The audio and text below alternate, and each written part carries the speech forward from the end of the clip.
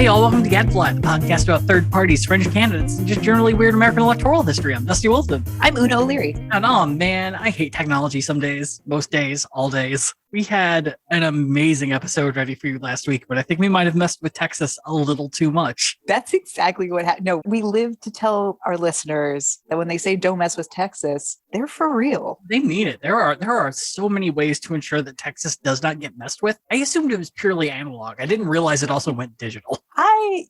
I used to think the Illuminati was bullshit. But because it is, because you don't need the Illuminati, it's Texas. Yeah, Texas is what you gotta watch out for. They're in your interwebs. They're stealing your recordings. 2 weeks ago, I don't think I would have believed that. Right now, I think that is the conspiracy theory that is true. Yes. So to let y'all know, we had a whole episode of the Texas gubernatorial race, our preview 2022 episode, because states are finally starting to come in with their official candidate lists. Balloting filing is finishing in some states. Texas was the very first one. I was very excited to talk about the Texas governor race. It's full of just mad fucking chaos. And somewhere along the lines, the episode did not save. So my promise to you is we will eventually be doing that episode. I just want Una to forget some of the bad stuff and probably edit it down a bit. Because it was getting to the point where I'm like, I am tired of hearing all this bad shit. I'd like to throw a pie. Not great news. Yeah. So sometime before the primary election, we will be covering the governor race. I'm sure more shit will come up between now and then because it is a race just chock full of nonsense. But I would say if there is a theme, it is Trump world versus more Trump world, I think. Like you're either conservative or somehow more conservative. Yeah, it's like those Detroit versus everybody shirts, but instead it's just Trump world versus other shades of Trump world versus everybody. So we will eventually get back to it. But as of today, you know what, Una? Well, first off, I want to re-celebrate the fact that we're starting our third year of this podcast because that got eaten into the void last week. Yes. Also, I feel like my favorite podcasts all have the lost episode. Yeah. That like occasionally they reference and it's just like, yeah, that will never be heard because I don't know where it is. Yeah. And now we have joined their elusive ranks. Aw. Yeah, that's a good 3-year anniversary for a podcast. Yeah. Just a lost episode. And I'm very excited to start this off with our preview 22, staying in Texas, looking at their attorney general race. Pew, pew, pew. Yes, excitement of attorney general shit. Attorneys general stand up. There are... I hate that that's the plural of attorney general is attorneys general. It feels wrong. English is a bad language, and I think we need to admit that. English is a fine language, except when it tries to be Latin. No, English is like the shitty buffet of languages. Only instead of like good stuff like prime rib and choice cuts, it's the golden corral with none of the meats and all of the kale. We are a sizzler, linguistically speaking. Yes, and this is going to go over really well in Texas. Step 1, English bad. Step 2, profit. Yeah. Attorneys? Oh my God. So the main question I was kind of wondering is what the fuck does a state attorney general even do? Because in America, it's pretty clear. It's like you set legal precedent. You can occasionally go after certain court cases. It's essentially federal law is what you're looking after. But I assume each state attorney general does different things. So looking into what the attorney general does in Texas, I did see 3 things that they do. Number 1 is they enforce the state's child support laws and oversee the collection of child support. They investigate and prosecute criminal activities, and they enforce consumer protection and antitrust laws, which usually means we hunt down scams that people are doing to old people and stop those. And sometimes they'll join forces with, there was just a civil suit that won, and I'm blanking on exactly. Oh, it was a Sally Mae shoot-off. Oh, God. That targeted a lot of lower income Black and brown families for student loans and oftentimes for junk for-profit institutions. And several, I want to say something like 20 attorneys general came together for a civil suit against them and won. And so it's like millions of dollars are going to be, by the time it gets to the people who took out these loans, it's like $200 a person. But it's, God, that's a sinister sentence. That is such an evil fucking scheme. But yeah, this is something the state attorneys general would watch out for. So it is pretty important work across the board. And the guy who's been doing that work for Texas since 2015 is a fellow by the name of Ken Paxton. And in the 6 years that this guy has been attorney general, he's somehow found a way to commit nearly every crime. But first, we got to start when he's a wee baby, a little crime toddler, if you will. Yay, villain origin story. And I should say, alleged crime toddler.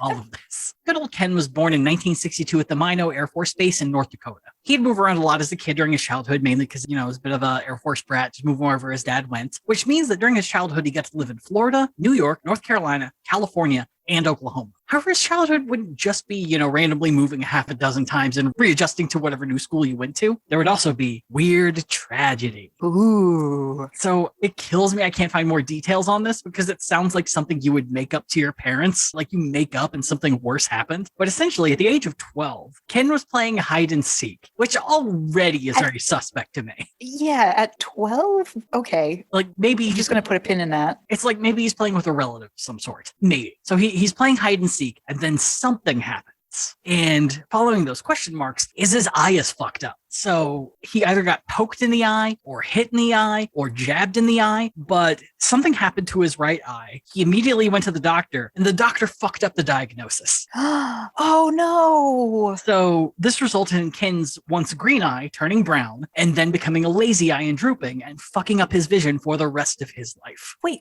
the color of his iris changed? Yep, color of his iris changed. Oh my goodness. So he has one green eye and one brown eye, which I think is like a wizard evil thing. That sounds like some like 18th century witchcraft bullshit. Listen, I'm blanking on the name of the actress, but she was in the movie Blue Crush and she's got like one hazel eye and one blue eye. So I think what you're saying is throw Ken Paxton in Lake Travis 2022. Yes. Got it. Great, I can support this. So not really much is known about his childhood after that. After school, he'd end up going to Baylor, where he'd major in psychology. But once again, the universe took aim at him and focused right on his bad eye. So while playing a pickup game of basketball, someone threw an elbow, and that elbow hit him right in the bad eye and shattered all the bones around it. Oh my God. Yeah, look, there's something about the governor race is that I think one of the rules is that if you're going to run Texas, you have to have a traumatic injury that nearly kills you and or incapacitates you for life. Yeah. Like an oak tree fell on fucking Greg Abbott, and it's not a lot of good luck for the folks running Texas as of right now. So besides that, he ends up graduating. He recovers from his injury, graduates in 1985. He'd stay on for Baylor for another year and gets his MBA, which is never a good sign.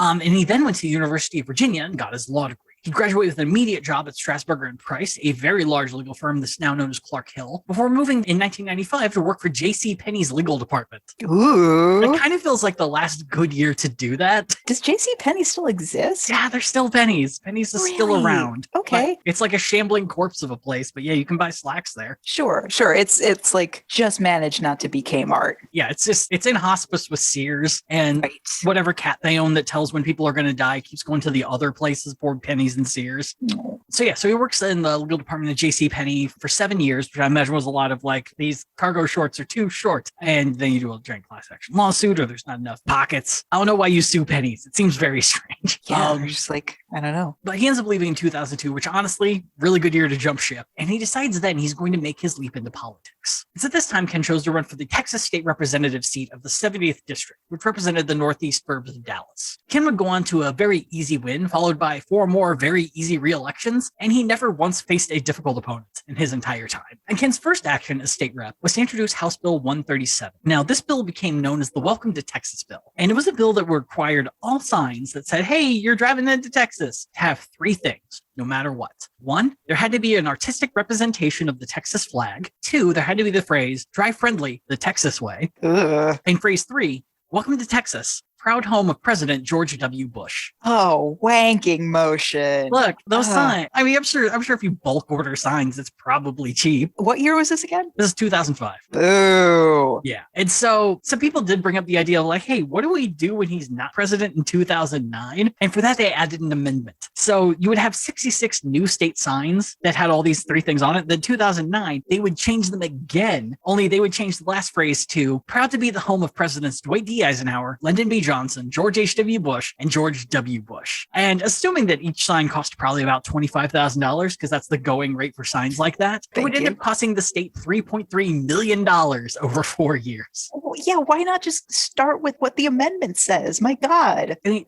I don't know if he had a friend who made signs and this was like a benefit for him, but yeah, I think that's the way to go. I mean, it's at least a good long-term solution. Right. So other Ken Pen bills would include a ban on embryos and stem cell research, March, a ban on undocumented immigrants from receiving in-state tuition for state colleges, even if they hit all the requirements in high school to do so. Ooh. And a bill that would make lobbyists disclose their pay rates and who was paying. Oh. Yeah, I mean, that one is like, I get Okay. it. It was mostly Oh. aimed towards people who were lobbying for counties and cities. So you would know if like there was a huge influx of major cities that were trying to push for certain bills going through. So it's around this time that Ken would also run for Speaker of the Texas House. And despite outside support from Mike Huckabee, Ken could tell pretty quickly that he didn't stand much of a chance, dropped out about a week before the vote took place. But in 2012, he would get the opportunity for a different promotion. 7-term state senator Florence Shapiro had announced her retirement, and Ken very quickly jumped into the race. Now, there did seem to be interest from other Republicans, but when the primary came, Ken ended up being the only man running. And he would then cruise to a very easy general election, becoming a state senator by a margin of 62 to 53. Once again, continuing the tradition that Ken does not have hard elections. Yeah. So really all this guy needs is like a competition, like a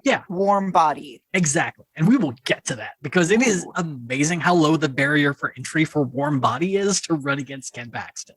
So not even 1 year later after becoming a state senator, Attorney General Greg Abbott announced that he was running for governor, and Ken thought, yeah, I could do that, and immediately hopped into the race. So to start with the race, Ken had raised the least amount of money compared to all of his other competitors, but he did have one thing on his side, and that was the Tea Party. And so Ken decided he was going to run a very grassroots, very conservative sort of campaign and just move with this Tea Party support. All of his events were opened by his wife, Angela, who started with sort of a song and dance routine. And so it was kind of this old-timey, hacky bullshit. But you say old-timey, hacky bullshit. I say the beginnings of an MLM. Yeah. This is just a Tupperware party, you guys. Just come on over. Look, if you get me to be Attorney General, then I can make all of you as Deputy Attorneys General, and then you get your downline. And you just need to find 5 more Attorneys General. Oh, I hate it and I love it. According to the Tea Party movement, it definitely seemed like Ken had the bona fides to continue the work that Greg Abbott had begun. And after winning the GOP primary, he coasted to another very easy general election win. And Ken got busier than he had ever been in his entire political career with this particular job. Now, this is a bit of a timeline of everything he did, and it goes on. So I'm going to try to keep these as short as I can, but I think it's very good to know what he did so we can really get a real sense of the kind of guy Kenneth is. Yeah, bring out the CVS receipt. So in 2015, he offered his support to law clerks who refused to marry same-sex couples. And this was despite the fact the Supreme Court had just ruled in Obergefell v. Hodges that, same-sex marriage is now legal in all of America. And same-sex marriage is 7 years old in America. That same year, he also sued the city of Austin to allow people to bring guns into City Hall and forced the University of Texas to allow concealed carry on campus, both of which he won. There have been like several active shooters throughout the decades at UT Austin. Like, it's not a good look. I mean, look, the only reason those active shooters happened is because not everyone was an active shooter. Right. Shooting back at the spiral way up on the hill. Also known as good college fun. Oh, boy. In 2016, he sided with ExxonMobil in a probe that was occurring due to the state of the Commonwealth of Massachusetts wanking motion. So essentially, Attorney General Maura Healey decided she wanted to get 40 years of advertising and marketing information from the company because she believed that if she got that information, she could prove that ExxonMobil not only knew about climate change, but was actively advertising against it that entire time, which I think is pretty common knowledge at this point. This is a correct assumption, Maura. But the entire thing is Ken was against it because he views climate change, a thing he doesn't think exists, as a policy argument. And to him, this was more of just arguing politics in court rather than trying to prove a crime of some nature. I think Ken Paxton hears there's a Maura Teely from Boston, a brassy, broad name if I ever heard one. Yeah. And he gets scared. Yeah. Well, and she's running for governor this year too, so that's... Hell yeah. Not to be left out, Claude Walker, who's the Attorney General of the U.S. Virgin Islands, also requested that info because when you live in an island nation and sea levels are an issue, you kind of want to know what you want to know. Yeah. And then Ken immediately sued against him, stating, quote, "What is ExxonMobil's transgression? Holding a view about climate change that the Attorney General of the Virgin Islands disagrees with? This is about the criminalization of speech and thought," which led to Claude Walker dropping his request later that year. Come on. Ken Paxton's just scoring goals for his own team. This is terrible. Yeah, Ken Paxton, I'm going to make a bold statement on here, sucks. In 2016, Ken would sue the Obama administration's Department of Labor due to a decision that they made that anyone making less than $47,500 a year is now eligible for overtime. Ken viewed this as catastrophic to the labor industry that if suddenly you have to pay people for the amount that they work, that businesses are going to shut down. But how about we revoke your salary, Ken? Ken also sued the Department of Labor that year because they created a new rule that would have required employers to note when they paid money to dissuade employers from collective bargaining or joining a union. And I'm really sorry, Ken won that. In 2016, he also sued the Department of Education because that was the year they decided via Title IX that students could pretty much use whatever bathrooms that they identified as, that if you're a transgendered youth, you should probably be able to use the bathroom you identify with. And of course, Ken hates that. He hates that so fucking much. But he would drop that case the moment the Trump administration decided that rule was no longer applicable. Got overruled in favor of what he wanted. So in 2016, he successfully brought US v. Texas to the Supreme Court, which ended DAPA, which was an Obama executive order that requested undocumented immigrants that had been in America since 2010 and had children who were American citizens to not be deported. What a novel idea. Yeah. Don't deport the parents. And Ken said, fuck you. And the Supreme Court said, well, we're tied, so the lower court wins, and you win, Ken. Congratulations. Oh, this is terrible. In 2017, he claimed that mass voter fraud was real and only wasn't being prosecuted because local election officials were ignoring it.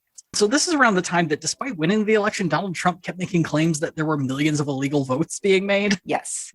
And Ken was like, yes, I will look into this. And in fact, he actually made it his biggest cause throughout the time that he was Attorney General. So the Texas Tribune looked into these cases of voter fraud. And so essentially how it's supposed to go is if there is a case of voter fraud, you let the Secretary of State know because they handle elections. And then the Secretary of State takes that tip and then passes it to the Attorney General if they think there might be cause for prosecution. The Attorney General then looks into it and decides whether or not there will be a charge made. And the Secretary of State's office made it very clear to the Texas Tribune that they had not received one complaint from the 2016 election. Incredible. However, that didn't stop a former state health and human services officer from claiming that 3 million undocumented immigrants had voted in the Texas election in 2016. So Ken got to work. He started looking into it, started trying to root out all of the voter fraud he could find. And of that 3 million, he found 138 cases of voter fraud, of which only 24 served time in prison. That's because the vast majority of the cases were people who had accidentally put the wrong address of where they lived. Yeah, it's a nothing burger. Mm-hmm. Although I will give it to Ken that he's essentially like a stop the steal hipster. Like he was doing it before it was cool. Oh my God, yeah. Well, and speaking of which, in 2021, he decided to hop on this again. And after spending 22,000 staff hours on hunting down voter fraud in the 2020 election, they convicted 16 people. Once again, all of them were for having the wrong address listed, and not a single one of them spent time in jail. That's good. Like, I'm genuinely glad to hear that because this is such bullshit. It's an accident. Well, and someone made a point that there was someone who had voted in the 2016 election who had stood in line to wait to vote for 6 fucking hours. He did not know he was ineligible to vote due to a past criminal history, and that it hadn't been cleared just yet. So Ken had him arrested and placed his bond at $100,000. Unbelievable. Yeah. It is also noted that about 70% of the people that potentially committed voter fraud were people of color. Oh, absolutely. Yeah. And of the 16 people they tried to convict in 2021, all of them were from Dallas. So in total, Ken spent $2.2 million in 2021. And of those cases, only 3 were actually closed cases of voter fraud. Like, I can't stress enough. This is government waste. Like, when people complain about government waste, it's usually from the parties that they usually vote into power. Yep. Yeah. And it kind of blows my mind that the road signs were somehow more expensive than this, but still. He's already wasted the state of Texas's money twice to the tune of like $5 million. So much money, so much time that could have been spent actually helping the people of Texas. But Ken isn't done. No, we're about to hit his. We're nearing. But Una's done, Dusty. I know. I'm sorry. Be happy you don't live in Texas and have this fucking knucklehead representing everything you goddamn do. So in 2017, he defended Texas when sued by a federal court for racial discrimination in drawing the 27th and 35th congressional districts. And the thing is, they essentially sort of won the case because they just kept appealing the order until they had to be redrawn by the census in 2020 or 2022. Yeah. In 2018, Ken would make the claim that over 600,000 crimes in the state had been committed by undocumented immigrants since 2011. PolitiFact looked into this and they found that the number was about 400% higher than actual statistics, and the vast majority of crimes were nonviolent. Christ. In 2020, Ken threatened to sue local governments unless they ended their stay-at-home and face mask guidelines during COVID. He would end up suing the city of Austin in December of 2020 due to the fact that New Year's Eve was coming up, and they said, hey, maybe we should have indoor drinking and eating restrictions, and Ken sued them. He would sue them again in March of 2021 due to local mask requirements running against Governor Abbott's executive order that ended statewide mask requirements. And you can't even give them like the courtesy of individual freedom, like even if that is the individual freedom to enact a mask requirement. You're giving you the individual freedom to be free from tyranny. Oh no, like, what he's doing feels pretty tyrannical. It really blows my mind, especially when you have these sort of like freedom-focused sort of people who are just completely ignorant of the shit they're pulling, where it's like, yeah, government decided this is what they want to do, and the people of that government elected them, so this is clearly a legal move, but you're butthurt about people protecting themselves. It is such a waste of fucking money. Like, do you want to make it billions? Because I think you might be wasting billions of money right now, Ken.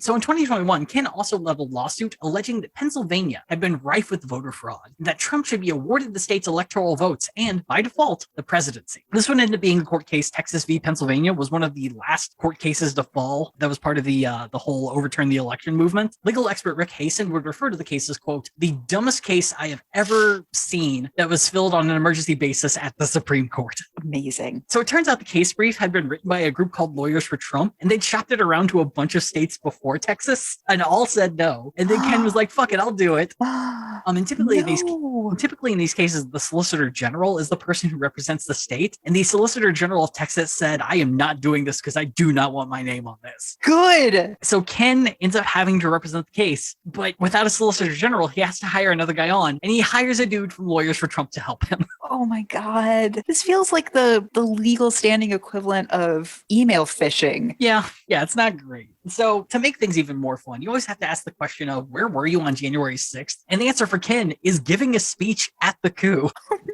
And so the question is, why the fuck would Ken do this? This seems to be really hardcore that he's going all in on the voter fraud. He's going all in on this particular case that it clearly has no standing. He's giving speeches at the fucking January 6th coup. And then it screams, Your Honor, I will be representing myself. Well, and then after that, he was the only attorney general not to decry the coup, and in fact said it was Antifa that did it. And the theory is the reason he's doing this is he kind of needs a presidential pardon, which gets into the many crimes of Ken Paxton. Oh boy. So the story kind of starts back in 2008. It was around that time when he's a state representative. He's got a friend named Byron Cook, who's a bit more of a centrist Republican, but they're really good friends. They're roommates. You know, they hang out. They're just good pals. And in 2008, there's this company called WatchGuard Video. And the whole idea behind WatchGuard was they supplied a higher quality of video for police dash cams. And so they invested in the company. And then what you know, the Texas Department of Transportation decided, you know what our entire state police force needs? Cameras from WatchGuard Video. And then Ken and Byron both voted for that appropriation of giving that money. Oh my God. So they're just like handing these government contracts on a silver platter to this one organization. Pretty much, yeah. And this was considered to be the thing that made WatchGuard a huge company. Prior to, they were just a small local company. And then when the Texas Department of Transportation, and then I believe is the Wildlife Department as well, also bought a bunch of other states started buying their tech as well. Oh. And a lot of people noted, hey, Ken, you kind of seem to own enough stock to be, I don't know, an owner of the company. And it doesn't look like you filed any disclosure about that. What an idiot. Oh my God. Well, and the thing that makes it even more fun is after they sold all those cameras to the state of Texas, Ken sold off the vast amount of ownership he had in the company for a huge cash windfall. Oh my God. And the consequences were nothing. Damn it, Dusty. It was such a boring thing of like, oh, a rich guy got richer, whatever. I could care less. And it kind of seems like it emboldened Ken to maybe do the same thing, but in a more jerky fashion. So in 2011, he decided that he was going to sell the vast amount of shares that he had. And he knew no one better than a friend of his in Florida by the name of Joel Hochberg and his former partner in the WatchGuard video scandal, former Texas House Representative Byron Cook. So he sold off his shares, ended up making $840,000, and ended up getting Joel and Byron to invest even more in this small company. But what Joel and Byron didn't know was that Severgy had awarded Ken another 100,000 shares in stock of the company after he made those sales. And it kind of seemed a little bit like a sales commission. Wow. It kind of seemed that way to a lot of people because you sell that much, it's kind of a securities fraud when you don't announce that's what you're doing. For fuck's sake. Now, Ken would state that the 100,000 shares were a gift from the company. Not a whole lot of people were buying that. So he then called it a political witch hunt, and a grand jury would find that he needed to be charged with 2 counts of securities fraud and 1 count of failing to register with state security regulators. He was booked, got a really smug mugshot. Ew. Like he clearly is just like, whatever, this is a waste of my time. And then immediately called it a political witch hunt. And the funny's not the word. I'll just say the thing that happened after that is the court case still hasn't happened. I'm sorry, what? So essentially there would be a number of delays that occurred, such as higher courts nullifying certain indictments. There were arguments about where the case would be held and how much the special prosecutor should be paid, because you can't, it's a charge by the state. You can't have, Ken Paxton or any of his people really leading the case due to bias. You have to bring in special prosecutors. You have to figure out how much they're going to get paid, what they're going to do. And that's a whole fucking thing. But the biggest issue that's been coming up, you know what? I'm going to pause that because by 2018, the case had been moved to Houston and they're still trying to get a new judge for the case because they decided we're moving it from Harris County to Houston and we can't just have the judge drive from Dallas to Houston. So we're going to have a new dude running this. And so by 2018, he was running for re-election while this court case still hasn't happened. And Ken almost lost re-election to a fairly unknown Democrat. So Justin Nelson was a lawyer and a professor at UT Austin. And he had been the only Democrat to enter the race against Ken. A race that I might add, Ken had no competitors in the primary. Yeah, it's just two dudes are like, we're the only people running. We're immediately going to the general. That was fucking easy. Justin had never run for office before, with his closest connection to government being the time that he clerked for Sandra Day O'Connor at the Supreme Court. He also founded a group called One Nation, One Vote, with the ultimate goal of getting rid of the Electoral College and just relying entirely on the popular vote. What a concept. I know, it shouldn't be that hard. And so Justin ran his entire campaign to essentially being like, look at this fucking idiot. And just being like, I'm not him, maybe. Maybe me. And Ken would win, but it was 50.5 to 47. It is the best a Democrat had done in the attorney general race since 1994. Wow. But since then, the court case for the securities fraud still hasn't happened. In 2019, Paxton got approval to move the case from Houston to Collin County, which is the burbs of Dallas, I believe. It's like Plano and that whole area. Okay. And he wanted to move there because he lives in Collin. In 2020, a higher court decided to refuse this motion and move the case back to Houston. But then in 2021, a panel of 3 justices reversed that decision and moved the court case back to Collin County. And that decision is currently being appealed by the prosecution, and it never fucking ends. Oh, come on. There's got to be a time. Just pick a place. Get the federal government involved if you have to. Make them go to D.C. I don't care. If there's one thing Ken is good at, it is appeals. The man can stall a court case like no one's fucking business. There should be appeals limits, term limits for appeals. But Uno, I would like to let you know, this might actually make you feel better. These aren't the only crimes of Ken Paxton. So in 2020, 7 of Ken's aides wrote a letter to the AG Office Director of HR to accuse Ken of, quote, improper influence, abuse of office, bribery, and other crimes. The letter had been signed by his first assistant attorney general and a handful of deputies. Now, before you're like, oh, great, these people are heroes and I love them, I need to let you know that the first assistant attorney general is a person who believes transgender youth to be part of, quote, Satan's plan. Fuck, but she's still like, fuck this guy. He needs to be out of office. Like, let's put that in perspective. I'm going to make the mistake of going to HR to complain about my boss. Yes. This is how bad I'm still dumb enough to think HR will help me. Yeah, HR in the attorney's general office. Yeah, best of fucking luck. And that's essentially what happened. So they sent this letter in and they said, yeah, we'll look into it and we'll figure out what we can. And the people who wrote the letter didn't give any details as to what happened because they're all lawyers and they know that if they start giving shit out to the public, it's going to make it harder to try the case. So they said, if you have any questions, talk to us.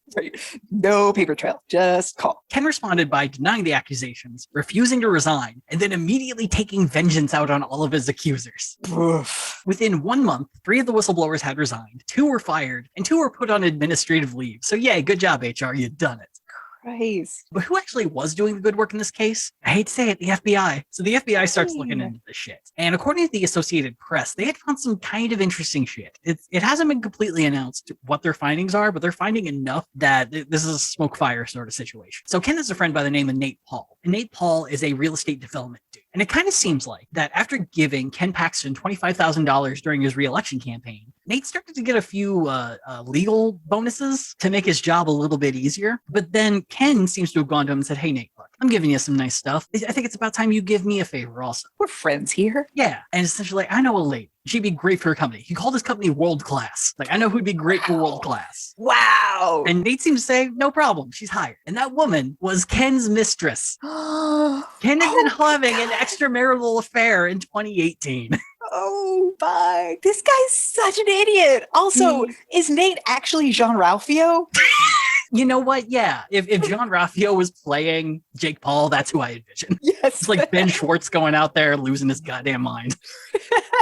Oh, I want that show. But yeah, and so aside from that, there really hasn't been a ton that's come out because the FBI, they don't give too much information. They'll give you like a little bit of juicy gossip to see if they can, shake some cages and see who fucks up. But they have raided Nate Paul's house and they have done like a few things to look into it. But as of right now, there are no charges, but it does seem like charges will be coming at some point. Raid.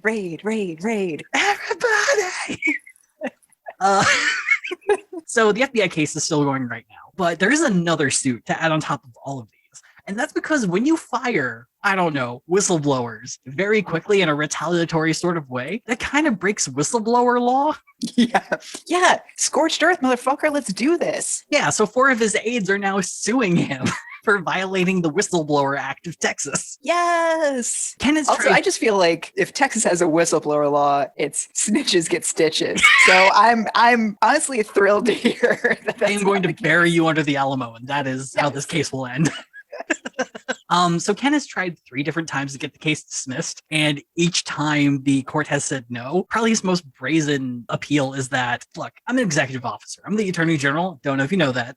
But to do my job, I have to ensure that everyone who works under me is on board and respects the decisions I make. And if they're writing these letters to HR, clearly they're not going to be able to do the job, and I have the right to fire them. And then the court comes back with like, they are honoring the office that you have thus dishonored by stanking it up. Yep, I am digging a hole under the Alamo. Good day, sir. But yeah, as of October 2021, the appeal was denied for the last time, and supposedly the case is finally moving forward. So that is 3 cases hanging over Ken Paxton as he rolls into re-election as of right now. 3 dumbass cases. 3 avoidable cases. Yeah, egregiously dumb and illegal, allegedly. And so a bit of the good news is that Ken did not get a pardon from Trump. And I think part of that bit would be like, for what? What are you going to admit that you did and get a pardon for? Is it just a blanket pardon for everything? Because that doesn't look good. So he does end up getting the next best thing, and that is Trump's endorsement. Ken has been present at a number of Trump events this past year. He does make the occasional speech. It's like, everything's a witch hunt. My eye doesn't work. You know, it's that whole thing. So along with Trump's endorsement, he's also got the endorsements of John Ashcroft, Rick Santorum, Mike Huckabee, and the current chair of the state GOP, Matt Rinaldi. But this hasn't deterred folks from creating one of the most competitive incumbent elections in the entire country. Thanks to Ken's fuckery, he has earned 3 competitors, and each one of them, theoretically, are highly qualified.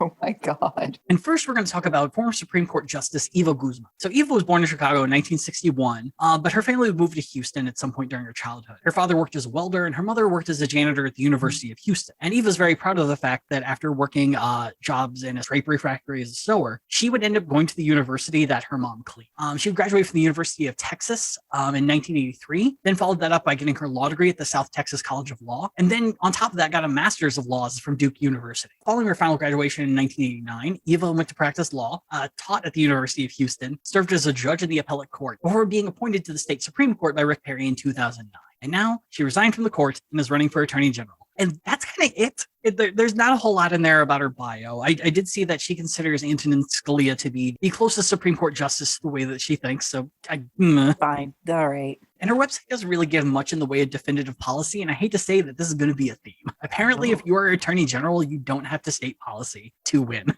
Is it one of those positions that is technically like non-partisan? Like I know a number of like judgeships are. It's very partisan. Okay. I imagine part of it is you can't really predict what cases are going to come before you. So it makes it hard to say like what your policies might be. And there's the whole thing of deciding, showing legal bias before a case occurs might hurt you in the court system. Some of this brought up during Supreme Court confirmations and things like that. But I mean, you can still kind of state your legal beliefs and be fine. I mean, you can at least say it's like, I will represent the people of Texas.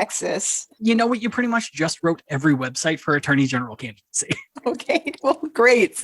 Just put me on the ballot too. Just have to decide if the background's red or white. Oh, Lord. So one of the unique things that Eva does have is she does actually have one bit of definitive policy. So she states that, she's going to protect Texas from government overreach. She's going to back the police because her husband's a cop. But her one big policy is to, quote, stop the invasion of Texas. And you got it. It's about immigration.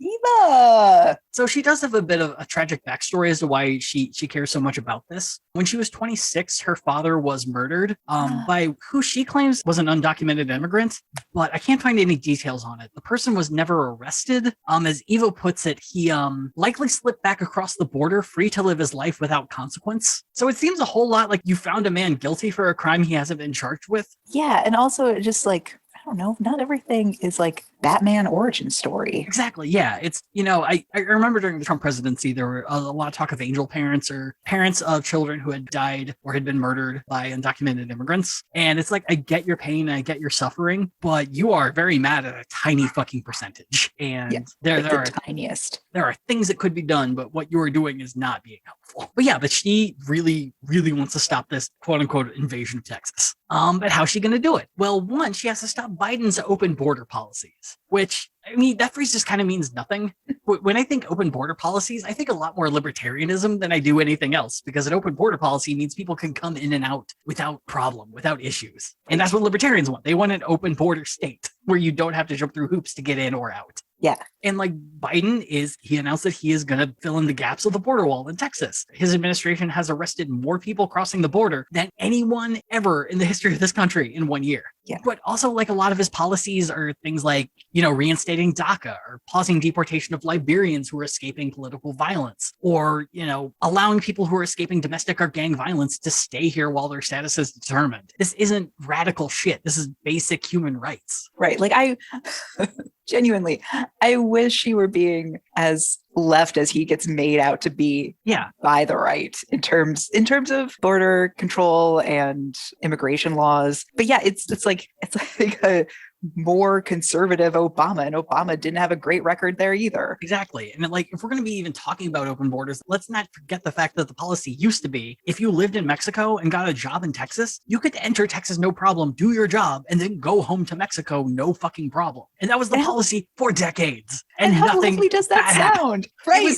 It was so fucking easy. It allowed people to be able to stay where they live, to be able to help the economy, to pay their taxes, despite the fact they didn't live here. Remain in their community where their family and their social network is. Yeah. And let's not even bring up the fact that the vast amount of undocumented immigration occurs due to airplanes.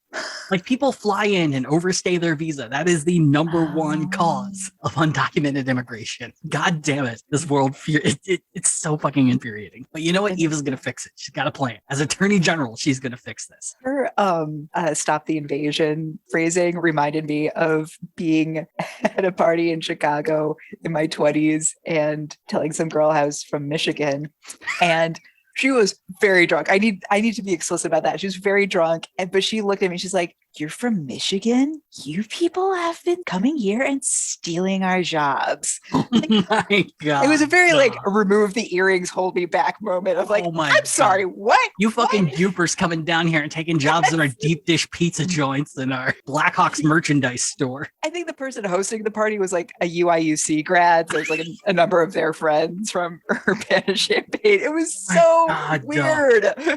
But yeah. Cool. I too have been criticized. But you know what? Here's how we're going to fix it. We're going to stop this invasion. Step one, we are going to keep building the wall until it covers the entire Texas border.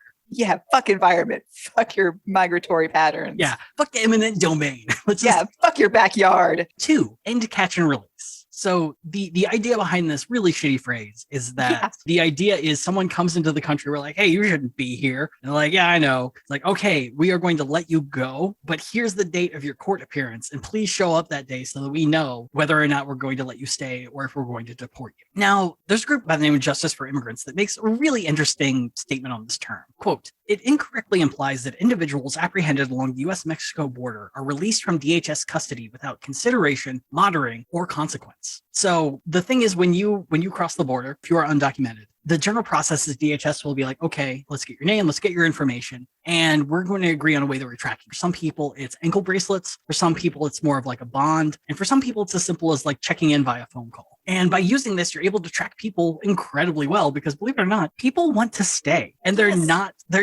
going to risk the ability to stay long term by fucking around and maybe finding out. And the group Justice for Immigrants has found through many studies the rate of return of people who come to this country are then monitored and asked to come to their final court date. The percentage of people who return to their court date are 95%. Wow. And they also probably better than like return dates on DUIs. It is a better rate of return. No, you were right. Yours is way better. it's bonkers how many people return. But it makes perfect sense because people, they don't want to risk having traveled and risk so much to just like fuck around and miss their chance forever. Yeah, because they're not here to like crime. They're here to get away from incredible economic disadvantage and make a better life. I don't know how to be more blunt about it. Like there's still that like American dream for immigrants, this idea of like this will be safe and I can provide for my family. Yeah. And the group also made the point that it's incredibly costly to keep people detained, that it's I believe it was like $150 a day for an individual and $314 a day for a family. And if you do this form of catch and release, you save a fuck ton of money for very good results. So it's a really bad idea, Eva. It's just bad. So the other thing she wants to do is return to the Remain in Mexico policy, which states that if you are coming across into America, you are undocumented, then you have to stay in Mexico until your court case comes up. And the issue with this is that, for one, it forces people immigrating for fear of personal safety to remain in a dangerous location. Like if you're in Mexico and you're escaping domestic or gang violence and are told to stay in Mexico, even more, that heavily raises your chance of getting hurt. But also it divorces you from any services that you might be able to receive in America, such as legal assistance, any sort of humanitarian aid, anything to get you set up during the time between arriving and waiting for that final court date. There are immeasurable benefits to ensure that if you do get to stay here, you get to start at a really good point instead of having to stay in Mexico for a number of years and then kind of being thrown to the wolves. She would like to provide greater resources to border communities, which sounds nice. But what she really wants to do is she wants to sue the Biden administration to give funds to Texas border towns that those towns have spent on their own border services, which they shouldn't be doing because so like, it's vigilantes? Yeah, it's again the law. And I assume that she means like, extra police or things like that. But yeah, any sort of border security that a town does is very against Supreme Court decisions. Which you should know if you're going to be an attorney general. I know, right? She would like to prosecute felonies committed by undocumented immigrants with a focus on human and drug trafficking. Fine. She wants to protect public health, in which she blames the COVID number increase in Texas on immigration from the South. Man, she's got an axe to grind. And finally, the thing I actually agree with the most, I think she makes an extremely good point on this, is to bolster judicial infrastructure to expedite hearings. So one of the biggest problems right now with immigration court is there is a humongous backlog of cases.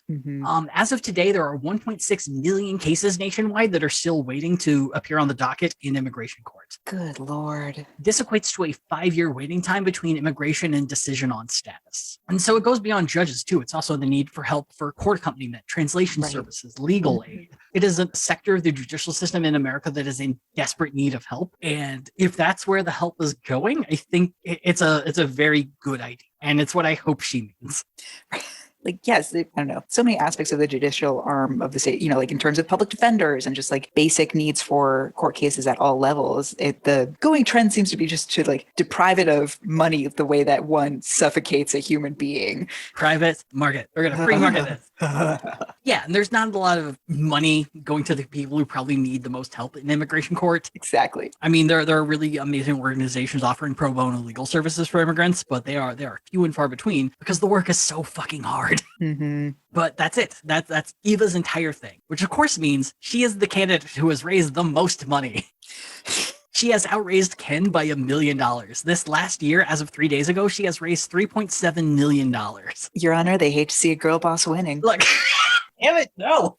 I mean, I will say this. She is an improvement over Ken. And there are things that I would hope that she would do. There are things I would hate that she would do, but there are some things where it's like, please do this. Please do the thing that would help. So much of what you just recited is terrible, and I am still rooting for her. Yes. Get that bag, Eva. Yeah. Make that money. Spoiler alert, out of the 4 people running, she's probably my favorite. Okay, I'll take it. We're going to go to candidate 2. And you remember when I said theoretically everyone's a qualified candidate? Amazing. Yes. We're talking about a guy by the name of Louis Gohmert, who... The dumbest man in the Senate? In Congress. Thank God he's not the Senate. Yeah, the dumbest man in Congress. He's actually, I didn't know this, he actually noted that distinction during a speech he made on the floor. No. Yeah. What did he say? He's just like, people think I'm the dumbest man in Congress, but my SAT scores are great. He's just like, pulled some dumbass bullshit. No. Yeah, Louis Gohmert is, he looks like his name sounds. It looks like he never should have been more than like an assistant manager at a used car dealership. 100%. Like, he's the dude trying to sell you a broken John Deere, knowing full well that you're going to have to bring it back in a week. But by then he's going to like pulled up stakes and start a Case IH dealership in the next county. These are stories I make about Louis Gohmert in my free time. He has the face and the build for a very loud suit. It looks like he's been kicked out of most Panera Breads. But yeah, so our good friend Louis, he's born in 1953 in Pittsburgh, Texas. His father was an architect, his mom stayed at home, and the Gomerts would eventually settle in the town of Mount Pleasant. Louis attended Texas A&M University, and while he was there, he actually attended on a U.S. Army scholarship. I did not know this, that Louis Gomert's actually a veteran. Oh. So while he was at Texas A&M, he served on the Corps of Cadets, which is sort of like the university's military wing. It's kind of like ROTC, but more specific to Texas A&M, as best I can tell. Could be. Right. But while he was there, he also served in a very specific group of the Corps of Cadets called the Ross Volunteers. The entire goal of this group is, if you are a member of the Ross Volunteers, you get to guard the governor of Texas. It's the governor's military. What was the word I'm looking for? Like attaché. It's like your military escort. That's what I'm looking for the governor. Yeah, from what I read, the story is that a governor visited Texas A&M during a football game, and the Ross Volunteers walked alongside him to protect him. And the governor was so impressed by their discipline that they were promoted to be the escort of the governor of Texas for all of time. This is how white men cosplay. How dare you? How dare you? Before San Diego Comic-Con, there was. I am Ross. These are my volunteers. Damn it. Anyone comes near the governor, we say, hey, please don't. We say, not today. Let's watch football, please. So he followed this up by getting his law degree at Baylor, and then he entered the JAG school at the University of Georgia. The JAGs are the U.S. Army's legal arm, so if there's court martials, anything like that. And during his time there, Louis served mostly in a defense attorney sort of role, but within 4 years in the JAG Corps, he got an honorable discharge in 1982. Oh, I guess he couldn't handle the truth. God damn it. I'll accept it. Just because it's Louis, I'll accept it. So in 1992, Louis would win his first ever election, winning a race for state district judge. Now, state district judge is one of those roles where you kind of feel like you wouldn't hear a goddamn thing. Like maybe someone will have an outburst in court, or like you trip on your robe on the way to the bench and you're on America's Funniest Home Videos. Yeah, like you accidentally burp because you had a lot of tuna for lunch. Yeah. Simple shit. But in 1996, Louis went and made national news. There was a case before him for grand theft auto. Dude had stolen a car. And somehow during the process, he found out that the person who stole the car was HIV positive. So the ruling of the case was guilty of car stealing, but also you are now legally required to get written consent from any sexual partner going forward. What does that have to do with the car? Well, apparently the guy's family was like, he's been having unprotected sex and not telling anyone he has HIV. Which, one, how does your family know that? Mm-hmm. But the other big thing I think you need to know is that same-sex sexual relations would not be legal in Texas until 2000. Let's see here. 2002 late. Just that year. Yeah. And so essentially the whole idea is like, hello, fellow I would like to have sex with. I need to get your written consent, and I will then give it to the court system to approve a crime we're going to commit. Right. Yeah. And so it hit national airwaves. People were fucking furious. The LGBTQ plus community paired up with the libertarian community because they were both infuriated by this. Yes. Hey, man. It's the show I want to see. I want to see a gay libertarian fucking rock court.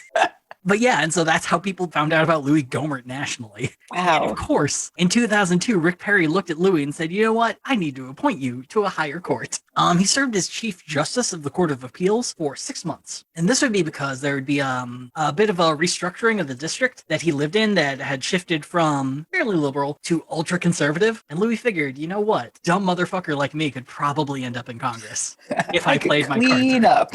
Yeah. And so he ran for Congress, easily won, would get reelected multiple times, and never once got less than 61% of the vote. God, now we all have to deal with him. Thanks, Texas. In 2008 and 2010, the Democrats didn't even bother to run against him. Those years he had to run against an independent and a libertarian. And at least libertarians are doing the fucking work. God damn it. And thus proceeded the most dumbfuck tenure in Congress in recent history. Once again, this is a timeline of things that Louis has done, because if I were to really get into the nitty gritty of each one, we would be here for fucking days. So in 2009, Louis tried to make it a law that all candidates had to show their birth certificate if they were running for president. You know, a full year after Barack Obama won his first term. In the same year, he also voted against including LGBTQ plus individuals in any hate crime legislation whatsoever. In 2010, he backed that up by voting against repealing Don't Ask, Don't Tell, which essentially allows LGBTQ plus people to serve in the military. He also if they act straight. Yep. Oh my God. If we all just pretend. Look, everything's fixed. Everything's fixed. It's the la la la la la la. We did it, guys. Go home. army. Yay! So in 2010, he also made the claim on the House floor about the existence of something that became known as terror babies. So the idea was that he had gotten info from an intelligence agent that said there are Muslim women who are getting pregnant in their country, coming to America when they're 9 months pregnant, giving birth to their child in America, so their kid is now an American citizen, going back to their country, training their kid to be a terrorist, which then allows the kid to easily come back to America because he's an American citizen, and then doing terror. And the 9-month pregnant women across the land are like, are you fucking kidding me? You cannot, look, you can't get on a plane at a certain month. So I don't know what he's even talking about here. And Anderson Cooper said, hey, I would like to interview you. And also, could I see some proof, please? To which Louis had none. He did reference some weird newspaper that said that Chinese couples were doing that. And there was like an example of that happening once. It said, clearly, if they're doing it, then obviously this is happening too. It's the rainbow bracelet of fucking conspiracies. Oh my God. Yes. Yes. Yeah. So he did that. In 2012, during a debate on the Trans-Alaska Pipeline and whether or not it should keep going, Louis stated he was in support of it because you see the pipeline, when the oil's flowing, it creates a lot of heat, and caribou in the area really like heat. And it turns out that the heat, or at least according to him, is a good place for caribou to have dates, if you know what I mean. This man should not be allowed to speak. Una, I don't think you get it. The pipeline is good for caribou fucking. Because we're low on caribou? Like, what? None of this makes sense. Look, Santa's got to get some fucking recruits. I don't know what to tell you. We got to get them fucking. A lot of people found that to be very stupid. On the other coin, he also stated that Secretary of State Hillary Clinton's Deputy Chief of Staff, Huma Abedin, was being influenced by the Muslim Brotherhood and asked the Department of National Intelligence to look into it. I think he based it on her name. I think you're right. I think that's all it took. In 2013, he claimed that the Boston bombing happened because the FBI was too focused on Christian groups run by Billy and Franklin Graham. When Attorney General Eric Holder stood up to him and said, you know, the FBI didn't do this and what you're saying isn't true, I think what he said was like, I know what the FBI was doing, and without divulging too much information, I can tell you you're wrong. Louis took that as a personal attack on his character and spent the entire hearing just going after Eric Holder for insulting his character. Oh my God. During a congressional hearing on abortion, he told a witness, there's a witness by the name of Mrs. Zink, and she had stated that her child, I believe it was like in the second trimester, doctors said, we've looked at the brain development of her child and we believe pretty heavily that if this child is born, they will probably be born without a brain. And Mrs. Zink made the difficult decision that an abortion would probably be the most fair thing to do in the moment for her health and the health of her child. Yeah, keeping in mind, it's a tragic outcome. Yeah, Louis heard this story and he responded, well, I understand with sympathy and empathy the choice that you made, but wouldn't it have been better to give birth to the child and then make the decision on their health when the child is in front of you? No, Louis, it wouldn't. At all. Because then you have to raise a child for a very brief amount of time that has not developed a brain. Yes, it's like when you are packed full of hormones, having gone through labor for a child you know will not survive. Mm-hmm. Not to mention the tens of thousands of dollars that pregnancy costs. Yep. Like you are setting yourself up for just a lifetime of fucking trauma to appease some fucking hoagie in a fucking dress shirt. Right. It's like, also, get the fuck out of this office, Louis. In 2013, he also voted for Alan West to be Speaker of the House, despite the fact that Alan was no longer a congressman, but he was still a war criminal. Not that name, trigger warning. So in 2015, Louis would get 3 votes to be Speaker of the House. He followed this up by saying the Pope was wrong about climate change and that we should leave the Paris Agreement. In 2018, he demanded that Cesar Chavez Day be renamed to Border Security Day. Wow, let's also bring back freedom fries. Which brings us to COVID. Louis is a huge supporter of hydroxychloroquine and pushed really hard in the early days to force the FDA to approve it as a COVID treatment, despite the complete lack of evidence of that being true. But he also made some weird claim on TV that Germany had invented a, quote, mist that kills COVID. You should be fined and censured when you just make dumb shit up. You're wasting my fucking time and money, Louis. I think he kind of might have meant like Clorox bleach in a bottle. Like, that's the only thing that makes sense to me. No, that's poopery, Louis. Oh, and then he got COVID. During which time he also made fun of any of his staff that chose to wear a mask. And a few members of his staff did leak this information. Good. So Louis takes hydroxychloroquine while he has COVID, fucking lives, and that's now proof that it works. And now won't shut up about it. Great. In 2020, he signed on to Texas v. Pennsylvania, which was the case that Ken Paxton tried to use to overturn the election. And my personal favorite, in 2021, there is a congressional hearing, and one of the people there is the head of the National Forest Service. and they're talking about climate change, which is, something they really care about. And Louis asked the question, is there anything that the National Forest Service could do to change the moon's orbit around the Earth or the Earth's orbit around the sun to mitigate climate change? I can't with this. This is up there with my joking suggestion of just shifting the calendar a bit because it keeps snowing too late in the year. Una, it gets a little better because the other name for the National Forest Service is the Bureau of Land Management, or BLM. And so when people started making fun of Louis for being a complete fucking idiot, he thought they were making fun of them because he insinuated that Black Lives Matter is an organization that could change the orbit of the moon. But what he meant was the Bureau of Land Management, you fucking idiots. No. How is this man not stepped on a rake and died of a concussion?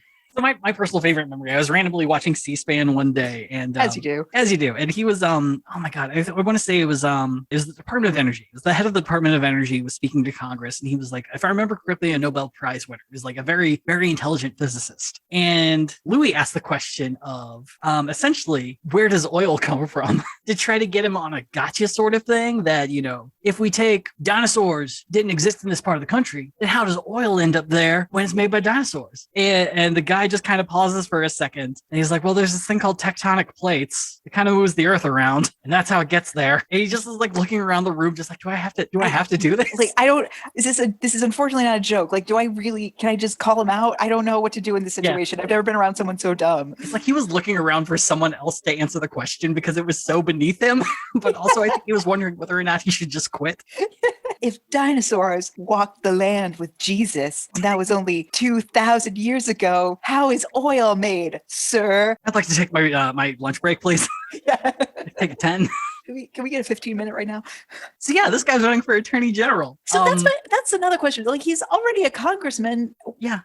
Isn't this a move back or a lateral move? I don't know. I mean, that's the thing that blows my mind is by running for attorney general, he has to give up his seat. That is the one bonus of this, is that for the rest of time, for at least 2 years, we will not have Congressman Louis Gohmert. Oh, okay. Run, Louis, run. This is great. But yeah, it does feel like a step down in a number of ways. But I think also part of it is this is a chance to really it's a really fertile time to force a lot of your opinions on people if you're, an attorney general. That's the other thing is, like, is he looking over at Ken Paxton and seeing all the insanity that Ken Paxton gets to do, but the other Republicans in Congress keep telling him he's not needed at the various committees. Now we need to keep giving him the wrong times.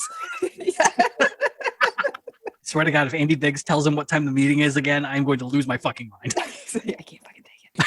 So he's running for attorney general, and based on his website, I don't know what he wants. There is no policy. There's a bunch of vague shit. He's saying that he's running to, quote, fight for Texas, whatever the fuck that means. But he wants to fight election fraud. He wants to fight vaccine and max mandates. Wants to build that wall. Wants to protect religious liberty, anti-abortionism, and the Second Amendment. You want details? Fuck you. How's that for details? Boom. Attorney General.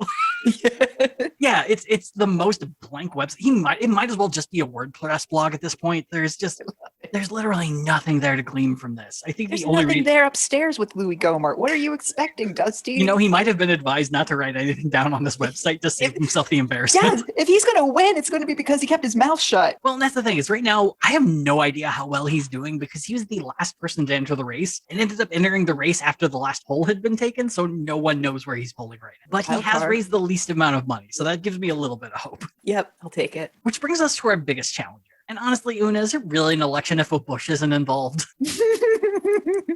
That's right. The last young hope of the Bush family is ready for a promotion. It is George Prescott Bush. And look, the Bush family is about the closest thing that we have in this country to a political dynasty now that we have like a Kennedy. Truly. Yeah. And that one Kennedy is batshit insane. Oh, Robert. No, I was thinking Joe Unemployed Kennedy. He was like a congressman in Massachusetts and then decided, I'm going to be senator. And then got his ass handed to him. Well, there was another one who started spreading a whole lot of COVID misinformation. Yeah, that's Robert. Yeah. Robert Kennedy Jr. Robbie J. Yeah, these are our Kennedys. Please help. But yeah, for those of you who don't know the Bush family, for one, I wish I was you. And two, they have a very extensive history in this country. There have been 2 presidents. They've had a governor. There's been a congressman. And if the conspiracy is true, at least one guy who tried to lead a military coup by overthrowing Franklin Roosevelt and replacing him with Douglas MacArthur as our nation's dictator. So, rich people shit. I thought that was Joe Kennedy, but it could have been the two of them in cahoots. Yeah, no, this is the good old business plot. One day we'll talk about it. It might be complete bullshit, but it's probably one of my favorite conspiracy theories. It is just so wackadoo and so strange that I just love it. The Bushes are also that, or they used to be rather, that like if you look up the word patrician, you would find like an elder Bush family person next to it. It was just like such waspy, old money conservative, but like old school conservative. Oh yeah, it's like they crawled out of the basement of a manor in Kennebunkport, Maine, and they're never really birthed; they're just grown. Yes, yeah. So people have been talking about George P. Bush for a really long time. And this is mainly because he's the Latino Bush. Hola, como estoy? Exactly. Don't Jeb this. Don't do that. Well, the funny thing is his dad is Jeb, exclamation point. Yeah, Jeb. Yep. Jeb and his mother, Columba. Yeah, his mother, Columba, who is a Mexican heiress and philanthropist. But yeah, so Jeb and this woman out of his league got married and they made George Prescott Bush. Born in 1976 in Houston, the family would eventually move to the city of Miami so his dad could govern a place that wasn't Texas. And during this time, he'd eventually attend Rice University, focused on history. But what is a Bush life without a little bit of youthful indiscretion? And this is the thing about George P. Bush that I think a lot of people forget is that he kind of had a really creepy phase in the 90s. So let me take you back to New Year's Eve, 1994. And not even the fun New Year's Eve. We are talking, it was December 30th and now it's 4 a.m. So technically it's New Year's Eve. Oh no. So Murray Cohen, he lives in a rich part of Miami, hears some noises outside late at night at 4 a.m. And so he goes to look to see what's happening. He starts walking around his house when he gets to his daughter's bedroom window. And standing there is George P. Bush. He has lifted the window, he is pushing on the screen, and he's also dressed in black shorts, no shirt, and shoes. And it appears he is working very hard to get inside his daughter's room.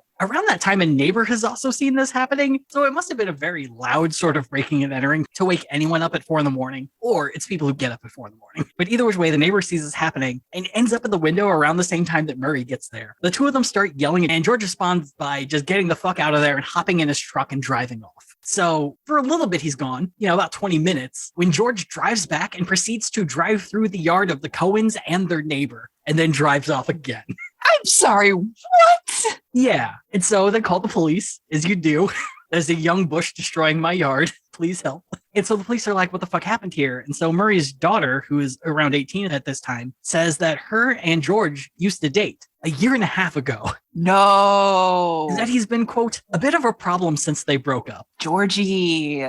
So the police went and spoke to Jeb, exclamation point. But since Murray didn't really want to place charges, George was never arrested. And this is despite the fact that the Miami police were more than ready to charge him with at least breaking and entering and burglary. Yeah, please. And then nothing happened.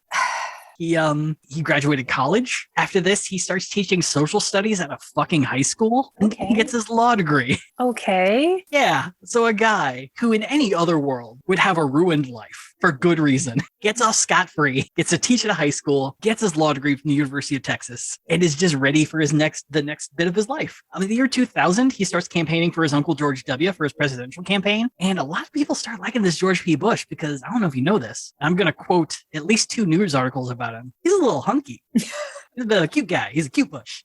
And it's just, he's a young Latino Bush who's out there trying to rile up the vote for people of color to vote for his dad. And there's an organization called HACER at Rice that focuses on Latino causes and things like that, which George P. Bush was a member. But according to the guy who ran HACER, George P. Bush never showed up to anything. Classic. Put it on his resume. Yeah, so there's a pretty big argument as to like, wow, you seem to be Latino when it helps. Yeah. But there were arguments about that in general. But yeah, it's this guy who 6 years prior was trying to break into the bedroom of a teenage girl in the middle of the goddamn night is now like the face of George W. Bush's youth campaign and is going to law school. And the extra frustrating thing too is like, God, even if he probably still would have been fine if they had been able to press charges, but at least there'd be a record. Yeah, 100%. The only reason that people know about this is it was kind of dug up by the smoking gun. Oh, the smoking gun. Yeah. Cute. Yeah, so they have the arrest, the statements of the Cohen family. It's all there. It all happened. He just kind of gets to move on. Boo. So he finishes law school. Seems like his entire career is about to get started. But then he's invited to the launch of the USS George H.W. Bush, a Nimitz-class battleship.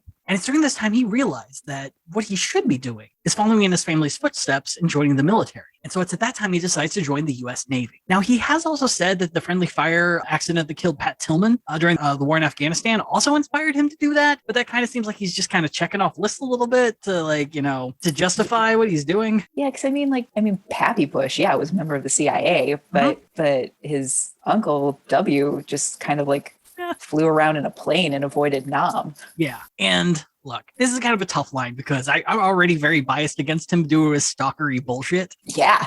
So I'm a little less apt to believe whatever story he's trying to pull here, but he did actually end up serving in Afghanistan for 6 months, but it was in the U.S. Navy Reserves. So he's not really on the ground. And he's working as an intelligence officer. So he's not really putting his life at severe risk, but they did have to change his name while he was serving on the ship. So people didn't find out who he was or turn the ship into a giant target. But it's one of those things where it's just like, I don't trust a lot of what's going on here. Yeah. Would love to be proved wrong on that. Would love to be an asshole about that. Either which way, joins the Naval Reserves, goes to Afghanistan for a few months, ends up retiring from the Navy Reserves in 2017 at the rank of lieutenant.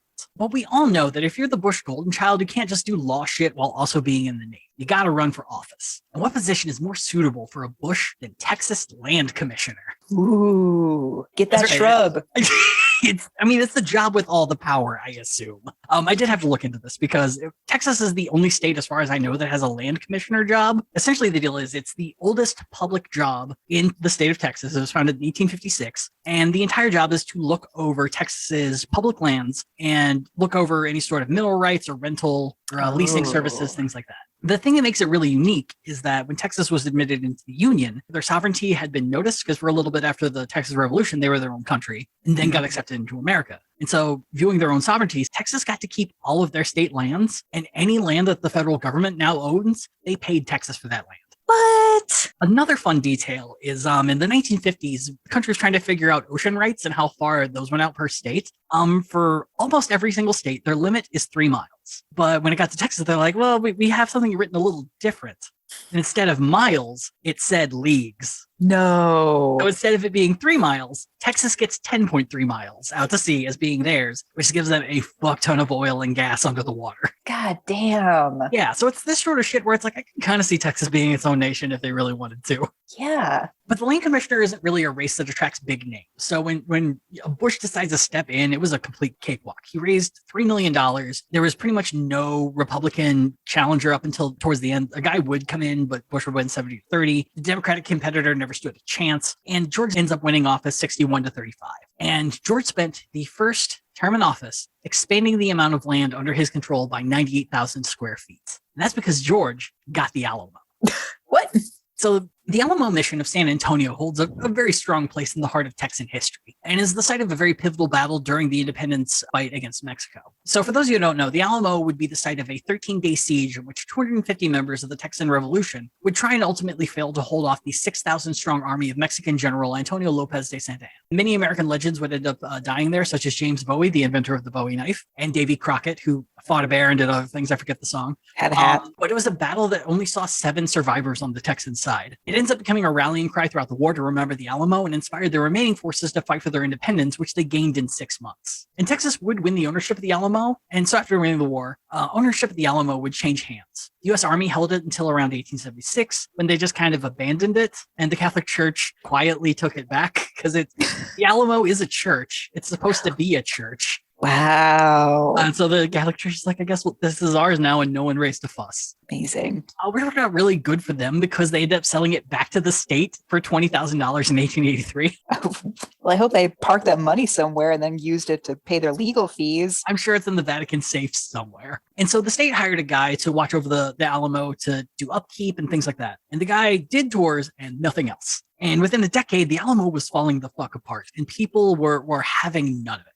And it was in 1892 that the Daughters of the Republic of Texas would form. It was a group of philanthropist women who decided, we are going to save the Alamo, we are going to renovate it and make it better so it stays here forever. So a lot of drama did end up happening. So a lot of it was trying to raise the money to be able to actually buy the place, which they were able to do in 1903. There were some arguments between the daughters as to who was going to decide what renovations were needed. One person just wanted to do outside work. Another person wanted to turn the Alamo into the center of the city and turn it into this huge fucking plaza and big event. And she ended up winning. Ooh. But yeah, the Daughters of the Republic of Texas end up being the keepers of the Alamo to ensure that it stayed in good shape. And they did this up until 2010. So around this time, the state gets an anonymous tip that say, hey, the daughters are mismanaging funds. And the state of Texas looks into it. And 2 years later, they take the Alamo from them. Wow. They finally, they agree, like, yeah, you guys have been mismanaging funds. We don't really have any details beyond that, but kind of taking the Alamo, and we're going to put it under the General Land Office. They're going to be the people taking care of it from here on out.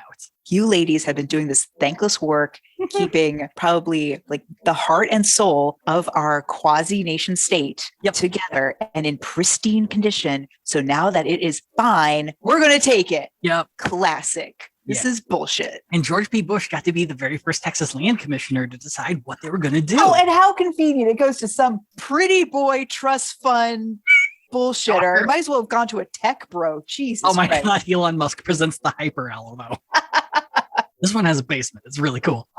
So the very first thing that George P. Bush did was he banned the daughters from their own library on the Alamo site as punishment for mismanagement. They hate to see a girl boss winning. The daughters immediately sued. And after 2 years, they were allowed back into their own library, and George P. Bush had to pay them $200,000 in legal fees. Good. I hope it came from his own pocket. Bush then fired 100 land commission employees that had been hired by his predecessor, and then ended up paying them a total of $1 million to keep them from suing for unlawful termination. Oh my God. And yet this was removed from the Daughters of the Revolution for mismanagement?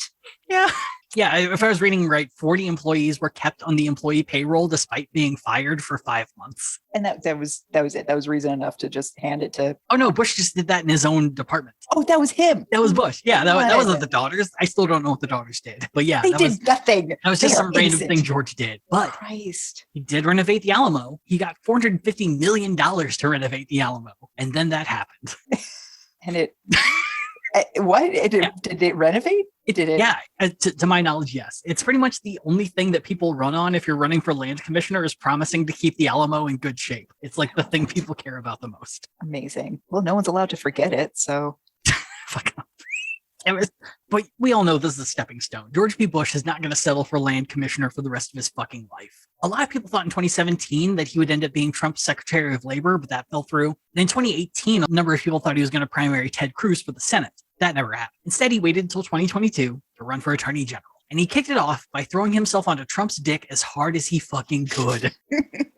This might be the most shameful public blowjob I've ever seen in my fucking life. It is the desperation that George P. Bush had to get Trump's endorsement it's like Ted Cruz sat on the phone levels pathetic. Yikes. And so there would be moments where, I hate to say it, Donald is occasionally funny. And he's funny when he's hurting people I don't like. There it is. Yeah. And he pretty much just strung George along for as long as he could. He would refer to him as, the one Bush I like, and occasionally would refer to him as my Bush. Right. And this is after this happened all the way back in 2016 too, as his dad drops out of the race and he immediately starts supporting Donald. And despite the fact that the entire Bush family is completely against Donald Trump, that's like their whole thing right now. And the only reason they've been allowed back into polite society. And fucking Prescott here is just like, no, I like fascism. This is neat. Please endorse. Daddy give cookie now? Be sure to click the like button and subscribe. So at every turn, he's trying to do this. And so very much like Mitt Romney at a sad dinner, George would end up being left disappointed. Trump, like I said, and he ends up supporting Ken Paxton because, Ken put forward all the legal fights to try to overturn the election and he's running. So I don't know what George P. Bush could have done to not get completely cucked. Oh, yeah. And the thing with Trump is it's like the minute he can tell that you're like salivating for his approval, it's just like you're never going to get it. Yeah. Never, ever. Like the best thing you can do is just like look cool and pretend like you don't. Like you really have to play like like a cool hot girl in a party attitude if you Yes. want Donald Trump's attention. Yeah. Otherwise, it's very much like, ooh, ooh, notice me, senpai. It is just the Yes. saddest fucking thing. Yeah, it's extreme woo. But George hasn't dropped out of the race. In fact, he's still going. He's pushing forward. And unlike Eva or Louis, this guy has policy. Not really details, but policy still. And his policies are he wants to secure our borders by reforming asylum policies, doesn't say what, and by finishing the wall. Burp. He wants government accountability by reducing the bureaucracy at the Attorney General's office. No idea what that means, but we'll do it. Yeah, maybe just by firing 40 staff members without cause. Look, it's only going to cost us an extra $1 million. It'll be fine. God. I have money buried at the Alamo. Government waste. He wants to fight for survivors of human trafficking, which good on you. That is not a bad thing. He doesn't say how other than dedicating more services to stop crime and stating, quote, our children are not safe. Yeah, it's like by putting him towards people who've been human trafficked, it's like, do you mean the actual women and children who are often minorities and, I don't know, like come from impoverished means? Or do you just mean like children who have been stuck in a pizza parlor basement for untold months? You know, I hate to be the one to say it, but if you want to cut down sex trafficking and human trafficking, maybe legalize sex work. It worked for Nevada. It did very good. I honestly thought you were going to say shut down pizza parlors. Shut down pizza. I am here with the Chicago hot take. I'm done with pizza. Wow. Pizza. Wow. And that's how Gadfly got canceled. Pizza Hut, not in my fucking town. Yeah. And finally, he wants to defend our law enforcement. And he wants to recruit the best officers to investigate state crimes, leaving, I assume, the worst officers to do local shit. There's just nothing. There's nothing to work with here. Tell me you grew up watching the A-Team without telling me. Best cops to ensure that Ken Paxton will not leave this state. Yeah, but that's it. There's nothing. There's nothing on any of these pages other than like blank platitudes, like Eva's one plan that is like has 2 good ideas and the rest is just really fucking awful. Yeah, just xenophobic garbage. Yeah. And so, we're still waiting on the polling that comes with Louis entering the race. But based on the numbers from November, it kind of looks like Ken might be fucked.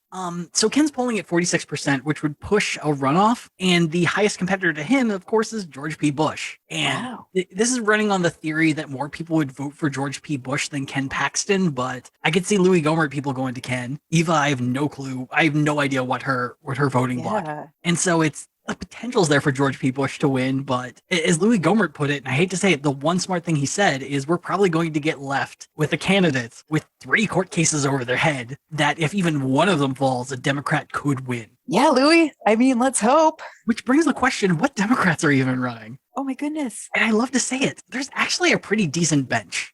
There's Rochelle Garza. She's an attorney. Don't know much beyond that. There's Joe Jaworski, who's the former mayor of Galveston, Texas. But the person I'm most excited about is a dude by the name of Lee Merritt. I'd also like to add that there is a guy by the name of T-Bone who's also running. He's an attorney. T-Bone Rayner. He is an attorney. I wish he had a website because I'd love to know more about T-Bone. Me too. Go T-Bones. But Lee Merritt, I think, is probably one of the most interesting people running. So the big claim to fame for Lee is that he is a civil rights attorney who has represented some of the biggest names of the past few years. He represented the family of Ahmaud Arbery during the Arbery trial. He represented Atiana Jefferson after she had been fatally shot by police in Fort Worth, Texas. He represented Marlon Gibson, who was arrested and charged for failing to identify himself and resisting arrest when what he was doing was distributing business cards for his long service and was misidentified for someone that people thought were committing burglaries in the neighborhood. He's represented Jordan Edwards, who was a 15-year-old black male who was fatally shot in the back of the head by a cop. He was riding in the passenger seat of a vehicle while leaving a house party when the cop shot him in the back of the fucking head. And most notably, he also represented DeAndre Harris, who was beaten in a parking garage by 6 men following the Unite the Right rally in Charlottesville, Virginia. So Lee is kind of coming to this with a lot of passion and a lot of interest to ensure that the law isn't just for some people, but is actually for everyone. And so of the things that he's running on, he is running for voter election security by ensuring that everyone's allowed to vote and that your name isn't going to get kicked off the voter rolls at one point. Protecting public education by ensuring that schools can teach what they want and that they are not forced to comply against mandates, such as being forced to not wear a mask or to force teachers back into dangerous situations. Protecting women's reproductive rights by fighting the current abortion ban in Texas. Creating accountability for the power grid, which is incredibly important because a lot of the energy companies in Texas got off scot-free after 90% of the problem were gas and oil power production facilities freezing, despite despite the fact that wind and solar somehow got the entire blame for the blackout. Encourage economic empowerment by sending resources like business loans, grants, jobs, healthcare, and counseling to help heal communities as sort of a reparations for the war on drugs. And confronting the mental health crisis by, having police have less of a factor when it comes to people having a mental health crisis in public. And maybe, I don't know, giving them fewer funds and then giving those funds to people who have the qualifications to be able to help someone in the midst of a mental health crisis. What a concept. Wow. This guy sounds like an angel. My heart goes out to the people of Texas that he is their next attorney general. I can only imagine the amount of dark money being funded against him as we speak. And I will say this, the one downside going into things as of right now is the last poll for the Democrats was October 31st. Joe Jaworski was polling at 14%, Lee Merritt at 8%, and undecided at 72%. What the hell? Yeah, so some word has to kind of get out if there's going to be anything happening here. But honestly, if Ken Paxton wins again, I would not be shocked to see a huge push to have sort of a Justin Nelson situation happen again. Because if you have a slightly bigger name running against a dude who suddenly has to go to trial for 1, if not 3 court cases, I think that might end up helping him a lot. But these things are kind of up in the air, and who really knows going forward? It's probably the race I'm the most excited about coming up this year. Yeah, this is nuts. So yeah, that's the Texas Attorney General race of 2022. And Una, we got to do it. Yes. Fuck, marry, banish. Okay, so I'm just pulling from the Texas Republican slate. Yeah. And of that, I mean, absolutely, without question, this is probably the easiest fuck, marry, politely asked to leave, banish that we've done. Banish off Paxton and Gomer. Fuck Bush, because I'm sure he's a pretty face, and then marry Eva, because I'm sure she's like stable and has a good job. And, aside from just really, really hating immigrants. Yeah, I think that's 100% right. It's, leaving Lee Merritt out of this. I mean, aside from him being my one type, like fucking with my binary, go fuck yourself. But yeah, I think you marry Eva. She seems good head on her shoulders, seems like she has some good ideas and at least has the heart in the right place. Is maybe she'd be willing to listen to a few other ideas. You gotta banish Louis. That man should be on an island where the coconuts have to listen to his dumb shit. And yeah, you fuck Bush and then change addresses without telling him. Right. You fuck Bush and hope he doesn't know where you live. Oh my God. So yeah, yay, that's our first episode of season 3, technically. Yeah. Well, thank you for joining me, and thank you guys. I'm terrified of what's to come in 2022, but I think it helps to be able to talk it through all y'all. Yeah. But yeah, we'll see where things go, and we'll see you next time on Gadfly. Back to this planet. Bang, bang, bang, bang. Gadfly is a production of Added Serotonin. Our episodes are edited by Brianna Valentine of Rem Alternus Productions. Our theme song is Sophomore Makeout by Silent Partner, and you can find us on Twitter and Instagram at GadflyPod. Ready to level up your cosplay game? Check out the Geek Forge on Etsy. With a variety of props to give your photos that extra spark, you'll find just what you need. Hold magical fire in the palm of your hand, or take a potion to restore your mana. With a large variety of colors, you can choose your own magical flavor for your cosplay. Bring drama to your photo shoots with these vibrant props and more, all available at the Geek Forge. Are you ready to level up your cosplay?